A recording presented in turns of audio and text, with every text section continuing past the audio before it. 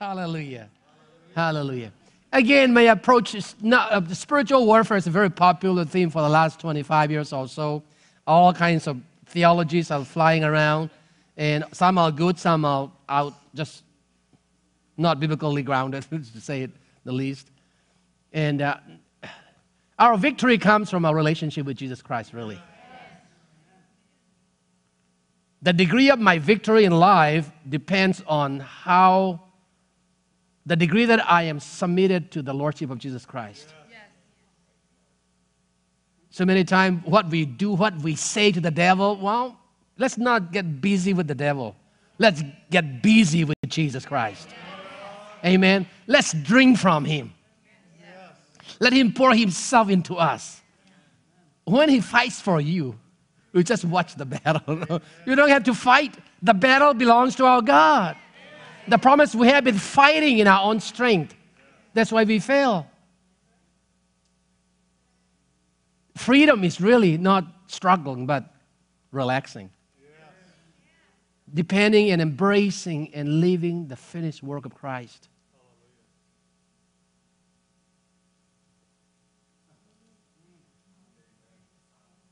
Amen. Mark Eubank, where are you? He was asking me earlier, like you came from Myanmar where the oppression was so strong, the political oppression, government, all that. And when is the right time for the church to stand up and say enough is enough, right? My answer to that would be doing not only good things, but doing things right, the right things, at the right time. God has His timing, and amazingly, I never thought for a moment that I will get to see in my lifetime what I see happening in Myanmar. God turned the nation upside down in the last 12 months. Hallelujah. Come on, praise the Lord. And the whole world is flooding into Myanmar now. In the past, even in the Bible, to print the Bible was forbidden because they don't like that there is no other God. There is no other God besides me. In the Bible, they didn't like it. So they forbidden us from publishing Bibles or anything about Christianity in newspapers. But now the government removed and abolished all the censorship regulations. Hallelujah. People can publish anything they want. Amen. They can start any company they want. And there's unbelievable freedom in Myanmar. I mean, I see that in God's time, there's a divine intervention. It's not just one person coming on the scene and implementing democratic process. The Lord is behind it. Amen. Even the current president may not know it, but our God is the God of history. Amen. There's time to wait, time to step up. And if we go ahead of God, if we run ahead of God and just fight the battle in our own strength, we may be more defeated, we might be more in trouble. But when the Lord moves in, it's amazing. I have no time to talk about it, but I'm excited. I sense in my heart that God has been investing so much in me. God has been preparing me for this moment. I believe with all my heart I was born for this moment. Hallelujah. Now the Lord gave me a strategy not only to equip the body of believers, hundreds of ministers to be on fire for the Lord, and really to strengthen the body of Christ and to equip the servants of the Lord in Myanmar across the nation. God gave me networking with the National Council of Churches leadership, the Evangelical Fellowship of the whole country. They all are my colleagues, and hundreds, if not thousands of Bible school graduates are really in my networking. And the Lord gave me a strategy to really launch out to the marketplace ministry. Amen. I never thought I would do that. I've never dreamed it before, but it's happening now. Hallelujah. It's amazing, amazing. Oh, well, I'm excited, so let's start, right? Woo! Oh, boy. Oh, whoa. Thanks be to God. Amen. The devil will lie you about God, who God is. That God will, if the devil, if he can do it, he will try to distort your view of God, who God is. Instead of embracing that God has created us in His own image, men are trying to create God in their own image. That's the devil's trick. We want God to be in our likeness. Instead of us aligning ourselves to Him, yielding to Him, we want God to yield to us. So we lost the awesomeness of God, and we don't see God as He is. And the devil will distort your view of God. What an awesome, powerful, holy, and kind, and good, and perfect our God is. The devil will try his best to put down God in the human level. He's not really at work. He's not really working anymore. Yeah, he used to work mightily in the life of Abraham, Isaac, and Jacob, and the people of Israel. But I don't really see God working anymore. I'm not sure if He's still alive now as it used to be. And really the distorted view of who God is. That's why in the Garden of Eden, what did the devil say to Adam? Did God really say? Right, doubting God. That's what the devil tells us, the lies. Did God really say He will heal you? Can He really do that? Is your God really able? If He's really able, why are you suffering? If God really cares for you, why are you suffering? So He will throw questions at you to doubt God, so that your view of God is blurred.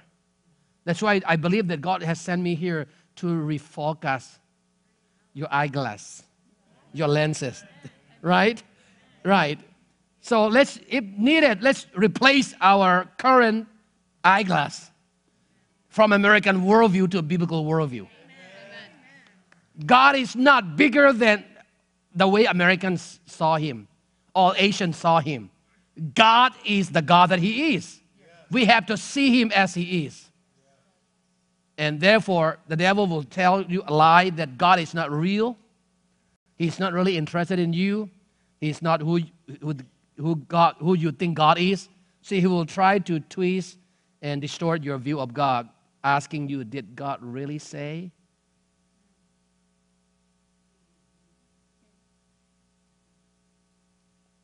Is God really real? And he will tell you lies about Satan himself. Even though he's a defeated foe, he's like a roaring lion, going to and fro, threatening and frightening.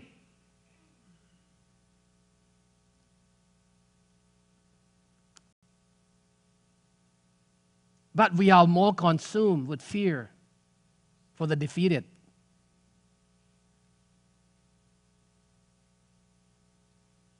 What did the Bible say? We are what? More than? Do you really believe that? Do you live in it? Let's think about it, right? Okay. The devil will magnify himself and tell you a lie that you see your problem is really bigger than anything that you have or can do, or even your God cannot do it. This is too big a problem. Your circumstances are beyond control, beyond solution. You are done. You are defeated forever. So the devil will tell you a lie about God, about Satan, magnifying himself like a roaring lion, just frightening you. And he will tell you a lie about who you are. You are not good enough. You are nobody. And remind you of all your past failures. That is what the devil is good at. When people look at you, they look at you with the person that you have been. Oh, you are the person of whatever. Have you heard? Don't look down on me. I used to be a rich man. Used to be. I used to be on fire for the Lord. I used to fail. I messed it up. Well, that's the past. That's history. We are a new creation in Christ Jesus. Amen. This is a new day. We belong to a new world. We belong to God. We are not our own. We are God's properties. We are who God said we are. We can be all that God said we can be. We can do all God said we can do. Amen? Because we are not living in the past. We are living in the present and heading into the future. Amen. Come on, praise the Lord. Amen, amen. The devil would like to hold you back. We have to be free. God wants to set you free from anything that is holding you back from moving forward into the promised land. Actualizing the fullness of God, living the fullness of God. The devil will do anything he can to prevent you from going into the promised land. Actualizing the promises that God has given you, the prophecies that have been prophesied over you. The devil will try to doubt, to make you doubtful about everything that God is and God has said and done and will be doing. So he will lie about yourself, who you are, and it will bring a lot of self-doubt. In this area, I have a lot of testimonies. When I first came to America, I'm still speaking broken English, of course. I thought I speak very good American English, but Americans don't think that way, most of them. Okay, but it's not my native language. If I can speak English in English, that you understand that I'm doing a better job than you are. Seriously. How many of you can speak second language, third language the way I do? I'm a winner here. I was focusing on the wrong things. And I was focusing on who I was not. If you put the focus on the wrong thing, you will suffer from it. I was a prayer pastor in the American church, no Asian, 2 African Americans, the rest of them were Caucasian. I was a prayer pastor. I would lay hands on everybody and pray and lead prayer meetings. When we started, we had about 5 or 6 the most. But after 6 months, we were running 80 to 100 people coming, regularly praying and bombarding heaven. This is what I call bombarding heaven on our knees. Amen. The greatest victory comes when we are on our knees, not when we fight. Amen. Victory comes not in fighting, but in surrendering to Jesus Christ. Amen? Amen? That's what prayer is all about, really. And I will lay hands on people, and Americans, most of you are bigger, taller than me, like Don and others. Very intimidating. I will lay my hands on them. I didn't like my height at all. I didn't like my height. I thought, oh, I wish I was taller. And among the congregation, I was the darkest skin. I didn't like my skin either. I wish I was a born white person. And after I preached my heart out, later on, a few friends would say, well, Pastor, what did you really say? I was so embarrassed with my English. Oh, I wish I was born an English-speaking person here in America. And then I was focusing on who I was not. And I was very unhappy about myself, murmuring and complaining and grieving over who I am not. And I missed who I am. I missed to embrace who I am. And the Lord one day said, Che, Chindo Kham, you didn't choose where you should be born. How many of you choose where you want to be born? None of us. You didn't choose your look. You didn't choose your parents. I, your creator, divinely make you born in the village, in the jungle you were born, with a divine purpose that you will know only when the right time comes. So after the Lord spoke to my heart like that, all right, yes, I have no control over these things. I will work on the things I can change, but I will accept the things I cannot change. Lord, help me accept the way you have made me. When I see myself through the eyes of God, not hungry for approval from others, there's incredible freedom. Incredible freedom. I was intimidated.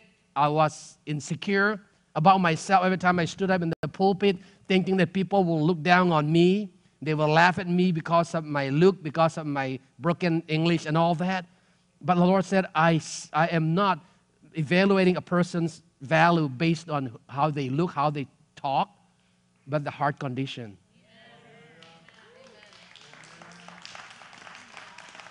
So the next morning, the next Sunday morning, I came up to the congregation. I said, well, the Lord spoke to me. I'm free now. I'm a free person now. I'm no longer trying to be like the person I'm not created to be. I'm embracing the person that God has made me, and now I'm free. Even though I look darker than most of you here, in the eyes of our Heavenly Daddy, I might be more handsome. Seriously. Yeah, because the real you is not your makeup or your dress. The real you is deeper than that. The real you is invisible. Once I said that, the next Sunday morning, and when I started accepting myself the way God made me, people begin to accept me. Incredible. Incredible turnaround. And many of us are looking for the answer somewhere else. But Jesus in you is the hope of glory. He's right here, right inside of you. The answer is right there, not in the east or the west or north or south, but it's in Christ. So when on Christ a solid, come on, let's sing it. On Christ a solid rock I stand, all other ground is sinking sand. All other ground is sinking sand. What a great choir. I didn't know Sarasota people can sing like that. Sorry. One more time. On Christ a solid rock I stand, all other ground is sinking sand. All other ground is sinking sand. Amen. Hallelujah. That's why it's so important to develop a biblical worldview of understanding what a human dynamic is. Some people tend to overemphasize, over-spiritualize the human reality. And we are spiritual beings. Well, that's partly true. We are also physical beings. We are also emotional beings. That's the way God has created us. In African worldview, if someone gets sick, they have a worldview of animistic worldview that sick child is harmed by evil spirits. We have, in order to appease the angry spirit, we have to sacrifice, like killing a pig or chicken and offer. In any tribal religion, that's the case. Even my grandfather I still vividly can see, my grandfather offering, he will cut chicken head off and the blood he will offer somewhere to appease the invisible spiritual beings so that the child will get healed. And killing pigs and offering like that the livers and the heart, all that, offering at the altar, trying to appease the angry spirit. So in African, not all Africans will be the same thing, but worldview or tribal worldview, most of the time is if something is wrong, there are some evil spirits involved in it. But in American Western worldview, if something is wrong in your body, nothing about spiritual, something wrong physically. Both are incomplete worldview.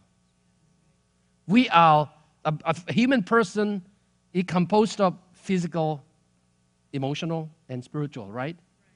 So not eliminating or pushing away one to keep one. We have to see a human person is in its totality. But when God sets us free, He came not only for our souls, He came to heal not only our sick soul, He also came to heal our emotional pains. He also came to heal our physical healings. It's not only our make-up story. God has done that in the Bible again and again. We can read tons of stories in the Bible that God cares about not only your spiritual being, but your emotional well-being as well as your physical well-being. That's the kind of God that we have. That's what He came to save. Amen? The devil will tell you a lie about who you are and try to make you want to be who you are not and miss the whole thing about who you are so that you fail to develop who you are into what God wants you to be. And the devil will tell you lies about your circumstances. You are a failure. You are hopeless. You are helpless. Look at who in the world do you think you can make it? So the self-defeat spirit will come on you. And then the devil will tell you lie about your past. Hey, your past failures can never be erased. It's something you have to live with the rest of your life. But the devil, that's the devil's lie. Amen. When God erased, what is it? A story? Is it Martin Luther or someone who get to heaven, imagination? And the devil came up with a list, with a book list of all the sins that he has committed. Okay, how dare you do you think that you can enter into the kingdom of God? Look at all the wrong things that you have done. Look at the list here. You have done this wrong, you have done this wrong, you have done this wrong. Yes, you are right, I have done all those wrong. But the good news is the blood of Jesus has washed all away. Amen. Come on. Amen. You don't have to live in the past. When God said you are forgiven, it means you are forgiven. Amen. Forgiven means that God will not hold you against your past anymore. Because once you surrender and say, Lord, I give all to you, God can take care of that. Our debts are being paid for. That's what the atonement has done. This is what the finish of work on the cross of Calvary. And the devil will try to remind you and resurrect your past failures and remind you of that when the Lord, in fact, said, I have erased it all. I have washed it all in my blood. Amen? So, again, telling the lies of the enemy about your past. And also about your future. The devil will make you feel the worst is yet to come. Yeah, many times people are we are fearful that the bondage comes from two different sources, really. One is with the past. Even though you are out of Egypt, you're physically out of Egypt, but mentally you're still in Egypt. Even though you have been forgiven, you are still lingering in the past. And that's a trick of the enemy. And again, there are two voices. What is that? The voice of truth and the voice of lie. Which one is more reliable? The voice of truth. In radio, whenever you write your radio, you are in the car, you have many choices as to which voice, which channel you can listen to. Whatever channel you tune into, you will hear the voice of that channel. That's why, again, this morning God wants us to tune again to the voice of truth. If you don't get anything out of this, I want you to go home with that thought. It has to be a conscious decision. Lord, I will choose you over the devil. I want to hear your voice. Speak to me, Lord. And yet, the problem is, many times the Lord speaks to us, but our ears are filled with wax. And the Lord, we have to ask the Lord, Lord, whatever is the blockage in my life, whatever nest that I have built, whatever bad habits that I have been struggling with, Father, I surrender all to you. Remove it all, destroy the nest, so that the bird cannot come back and lay another egg anymore and multiply it. Father, with you, Lord, would you help? I want to close that door. Well, things are not going better in this world. Look at the troubles in the world. Your future's dark.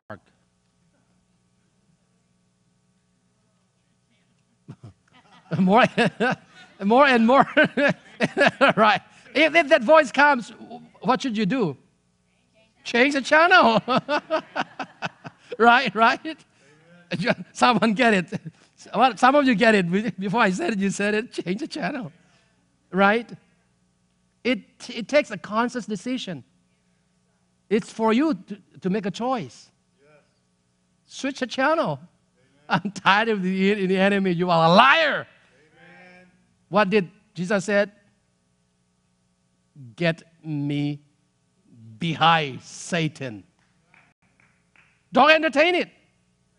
Even if the devil tries to talk to you, let me tell you this.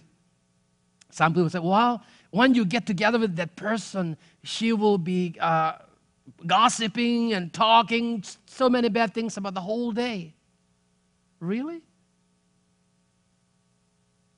A person talks the whole day without you saying anything? Do you think so? A person will start talking bad things about or gossip about someone else. But if you do not make any comment and not discuss with that person, do you think she can talk very long? Come on. Come on. Can you see in your mental picture? The devil is having a good time because you're entertaining it. Oh, yeah, I think so. I don't think I will be healed. I don't think God, I don't think circumstances will be better. I really think that the worst is to come. Yeah. We discuss and we entertain the voice of the enemy, so he's having a good time. So when the devil tells a lie, our measurement is not our human ability to think or rationalize it, but the truth of God's word. Amen. That's our standard. That's our weapon. Get me behind Satan. And what? Do what? Change the channel. Do you get that? Amen. So, is the worst to come? Is yet to come for you?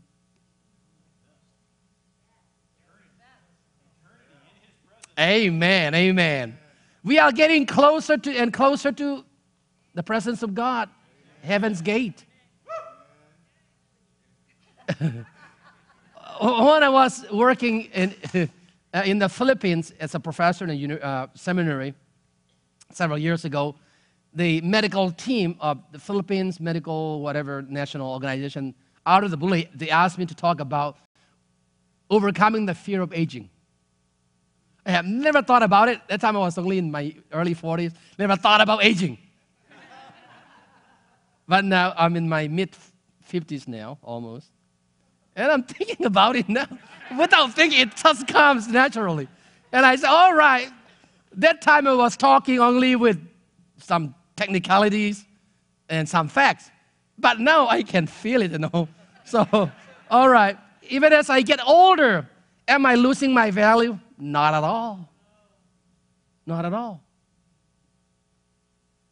I believe that a year from now, I will be wiser than today. That means I can contribute to human society and to the body of Christ more than I can today. Though the body is aging, our relationship with God is growing. And we are getting closer and closer to heaven's gate. Therefore, things are not getting dimmer, but brighter. Amen? If we can see through the eyes of God, really developing a biblical worldview, if you can see yourself, God, Satan, your circumstances, your past, your present, and your future through the eyes of God, there's hope. There's joy. And the Lord can even restore the crops that the locust has eaten. That's what the Lord said. Do not dwell in the past. I'm doing a new thing. Every day is a new day. God can do a new thing in your life. This is a new beginning. I don't know God, where you are in your walk with God, where you are in your life right now, the state of your life right now, but I believe that as we yield to God today, later at the end of our session here, I want us to really take time to seek the Lord and let Him touch our hearts afresh and anew so that God will help us turn to the right channel and shut off the channel of lies and be able to drink from the fountain of life. That you will begin to experience God, not only know God, but experience God in a way that you were never thought possible. So that's my hope and my prayer today. All right. He will tell you a lie about everything, about you, about God, about Satan, about your circumstances, about your past, about your present, about your future. And yet, it is not in the hands of the enemy. We are in God's hand.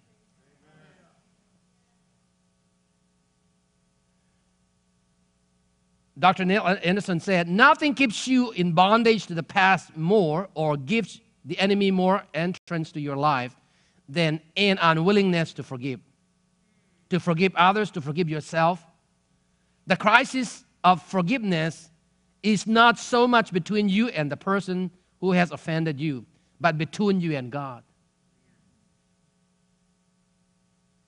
God's way of problem solving is not really fighting with the enemy, but yielding to God. Because like forgiveness, God said, all right, forgive them if they repent. Did they say that? Forgive them if they say sorry. There's no condition attached. Whatever has been done wrong to you, when you become bitter and build that nest of bitterness, the bird's nest of bitterness, the devil enjoys dwelling in more eggs? Laying more eggs. God doesn't hold you accountable for what the wrongs that people have done to you. God holds you accountable whether or not you forgive. The choice is for us to make. God will deal with them. When we want to do it in the physical realm, I want to show that I'm right and they are wrong, God doesn't necessarily see the need of that.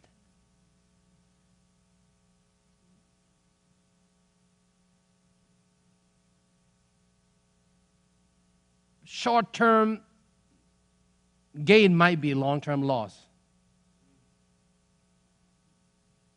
But short-term loss may be long-term gain. In God's kingdom economy, He operates in a different world, in a different realm. In the natural realm, if we give, we lose. But in kingdom economy, give and it shall be given to you. In surrendering, it looks like a sign of weakness, right? Surrendering to God looks like a sign of weakness. But I don't know, I remember the name of the artist. He said,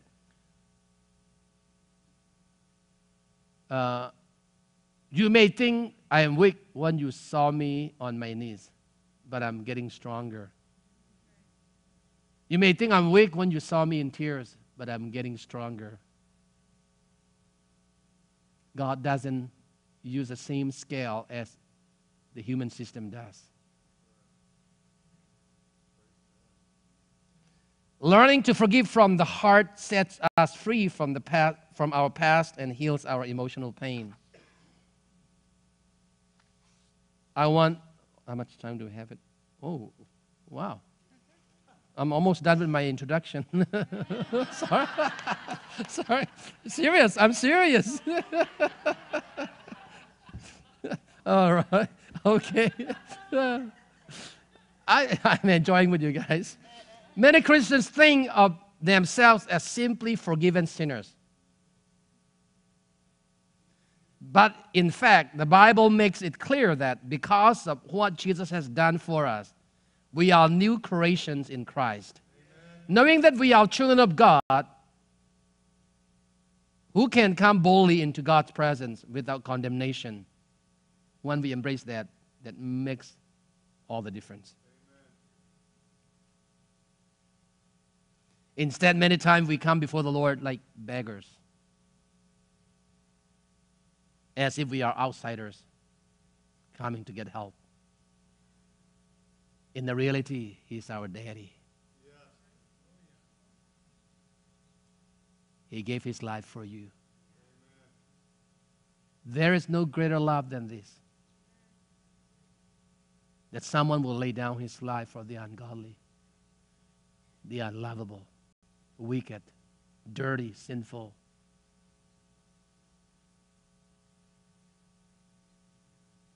my mind cannot fathom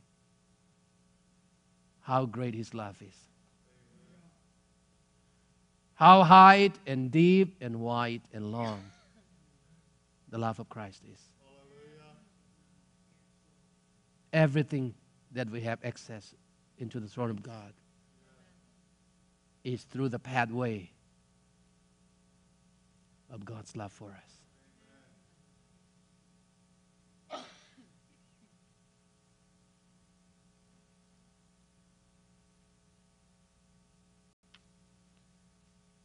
The devil may make you feel like you are alone, but you are never alone.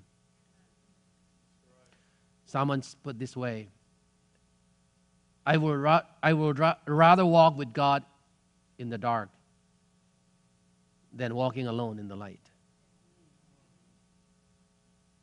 How much do you long to be in His presence?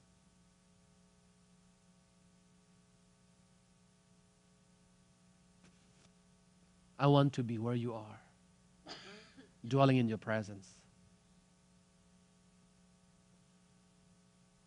Where the Spirit of God is, what's that? There is freedom. When you have peace with God, everything, He will take care for you. Let's get busy with our Lord. Spend time with Him. Pouring ourselves, surrendering to our Lord Jesus Christ. He will fight for us. He will erase all the memories of the past and let you see that victory is ours. And that we will switch our channel from the worst is yet to come to the best is yet to come. For our God is leading us. Anyways, when the pastor was talking about listening to the enemy, I have this word picture. You know what a cucaracha is? A roach? Yeah. What happens if a roach lands in your shirt? Are you going to say, oh, what a beautiful roach. Let's contemplate it and see what it's going to do? No, the first thing you do, the instinct is, get it out. And that is what we are to do with the lies of the enemy. As soon as they come in, that's the roach. Flick them out. Amen. Amen. Amen. Thank you. Thank you. Please be seated. Thank you very much. It's a beautiful, beautiful mental picture.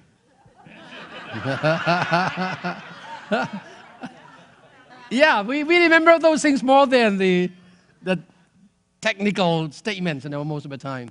Illustrations are powerful.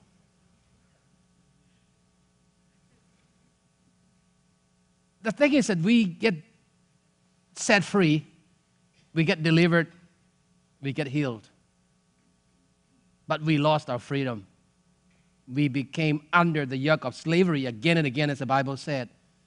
We failed to maintain it. It's like buying a brand new car. Even if you buy a brand new car after you have driven 2 days, it's not a brand new car anymore. And before long, you have to do maintenance, right? Many times we are so irresponsible Christians. We fail to nurture our soul with the right nutrition. That's why many Christians, who are very joyful, are so downcast now because we fail to do the maintenance. We fail to feed our soul with the right kind of nutrition. We leave our soul stabbed because we have not been feeding with the Word of God. And if that place becomes an empty space, what happened when Jesus cast out demons out of a demon-possessed man? What did He say? He looked around, the demons looking around, and come back and see if the place is still empty. When He found that place empty, what did He say? He brought 7 worse. Is that 7? 7 worse. More, the Bible said, 7 more wicked demons. More wicked deacons. Not deacons. Sorry.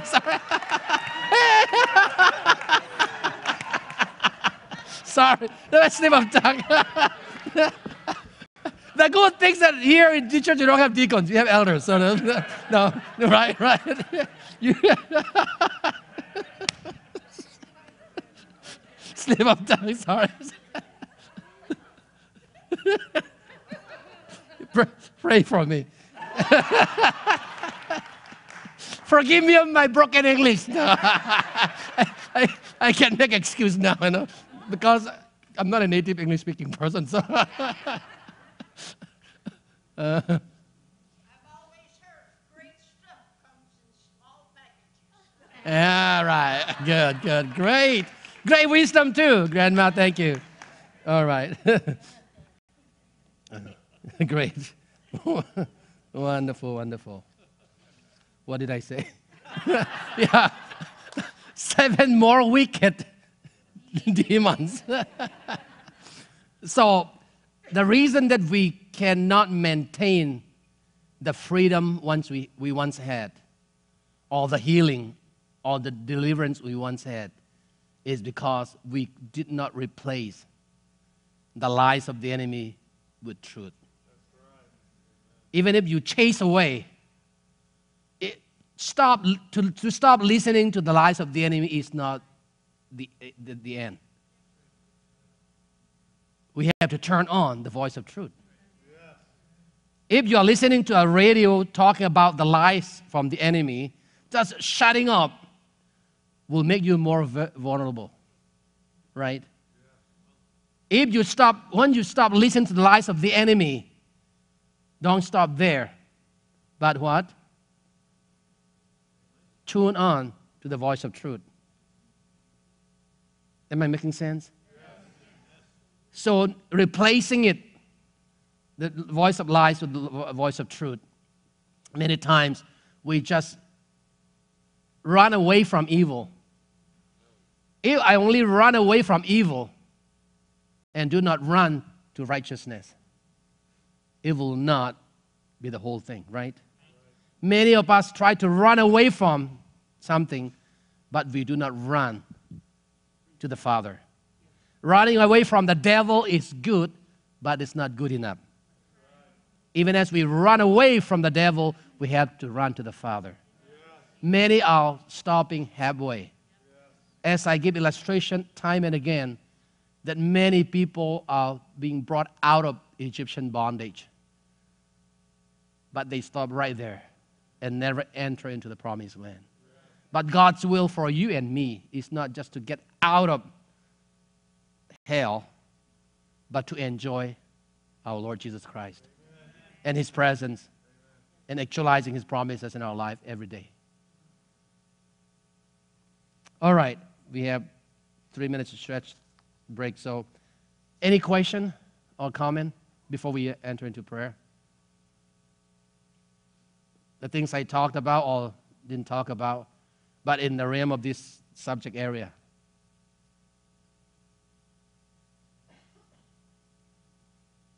Or let me put it this way. No, in most places when I do seminars like this, I would ask, what is your take home? Maybe just one thought, just one word of encouragement, one insight, that one picture, mental picture that you will go home with.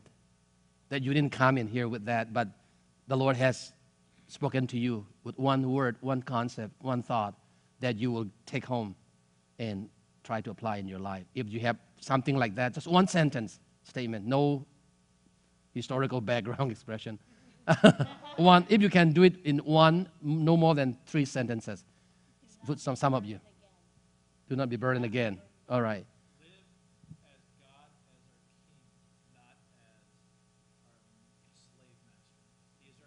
Mm-hmm. Amen. Amen. Amen.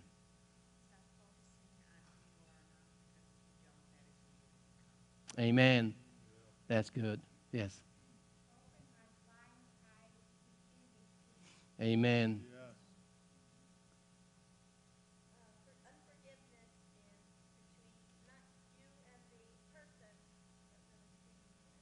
Amen. That You mentioned the best is yet to be. Amen. Robert Browning wrote that to his beloved Elizabeth's wife. The words are, grow through which the first was made. Wow. Great. Did I hear? Did I say? Yeah.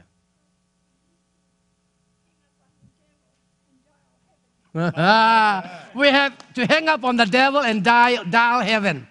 I like that. That we need to continually feed on his truth. Mm. And we need to maintain it. It's a daily thing, because daily battle, he's going to try to get us back in there. Yes. So it's a daily maintenance, daily feeding on his word. Amen. Amen. Even if when you bought a brand new shirt, if you don't wash it, it will smell, right? It's time to start living the abundant life. Amen. 1 in a million women. We just studied it. Amen. That's good. More boldness. I was bought with a price, the precious blood of Christ. Hey. All his purposes for my life, this life, will come to pass for his glory. Amen. Come on, give the Lord a hand. Yes, yes. From the middle session? Yes. The battle is the Lord's. Mm-hmm. Right, right. Build a deeper relationship, and the rest will be taken care.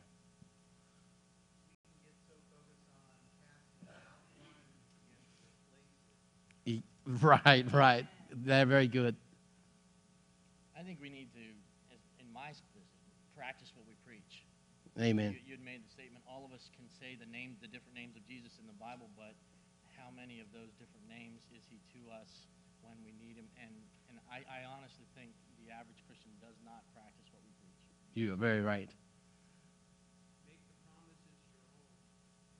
Amen. Amen. Amen. Good. Okay, moving from head to heart. That we will be so filled with the truth of the Lord that we will leak Jesus everywhere. Wow, I like that. Good, yes, Linda. Don't go back to Egypt. Go to Canaan. All right, amen. Don't go back to Egypt, but go to Canaan. 3 more. Nothing keeps us in bondage more than unforgiveness. Yes. Yes. The worst thing is not being able to forgive yourself. Jesus said, I have forgiven you.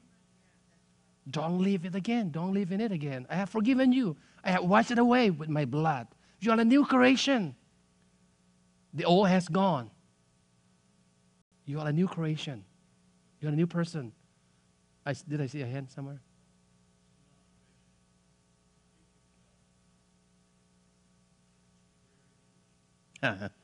Thank you.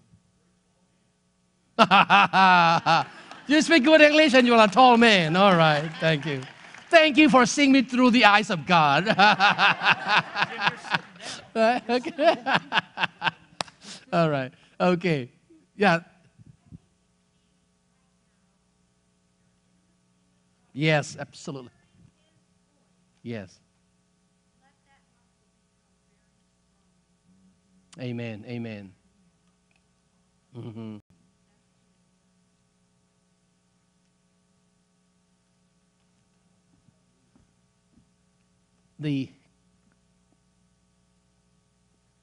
For this session, the closing part before we pray would be really developing your true identity, embracing, understanding, nurturing your true identity in Christ. Because our self-image has been distorted by the voice of lies from the enemy left and right. And I'm so happy that you are studying. I look at your website and you're studying the search for significance. How many of you have read this book? This is one of the few books that has helped me the most in terms of embracing who I am in Christ. I read it about 20 years when it first came out. Over 2 million in print around the world sold. And how approval addicted person I was before. I was trying to please everybody else. I want to be accepted. I want to be loved. So I want to prove myself by performing to make people like me, accept me. And I try to build my own identity based on my good work. And that is so far away from the identity in Christ. I am not who you think I am. I'm not who I think I am. I am who God said I am. Amen. That the word new creation is so big, so deep, so broad. If we understand what that means, being a new creation in Christ. We are created in the image of God and recreated in Christ. Let me repeat. We are created in the image of God and recreated in Christ as a new creation. And embrace your new identity, that you are not alone. You belong to God. And you have direct access to our Heavenly Father, with whom all things are possible. We have open line communication. You can call upon Him anytime because you are His own.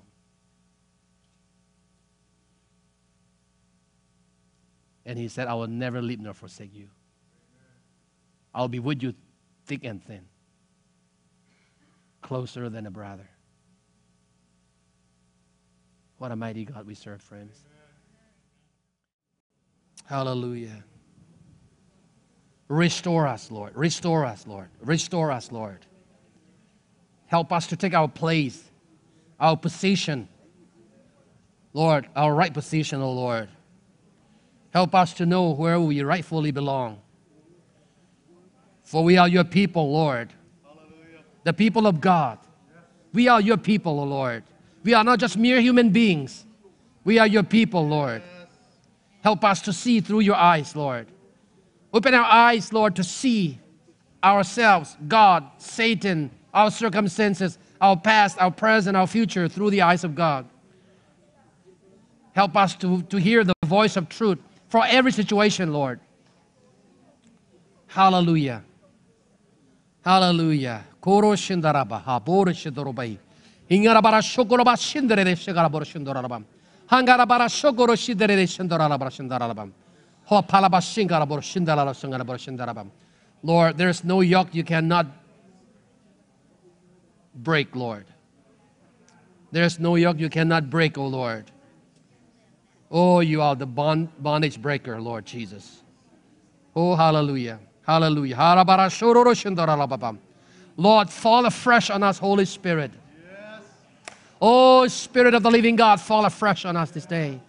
Lord, we need you, Lord. We need you, Lord. We want more of you, Jesus.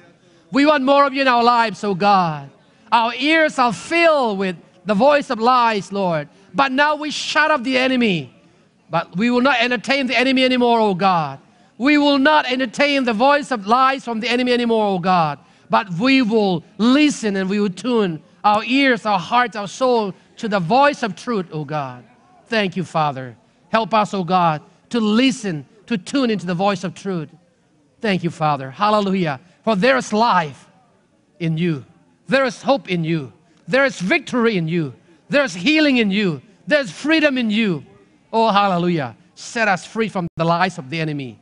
Oh, God, set us free from the lies of the enemy. Hallelujah.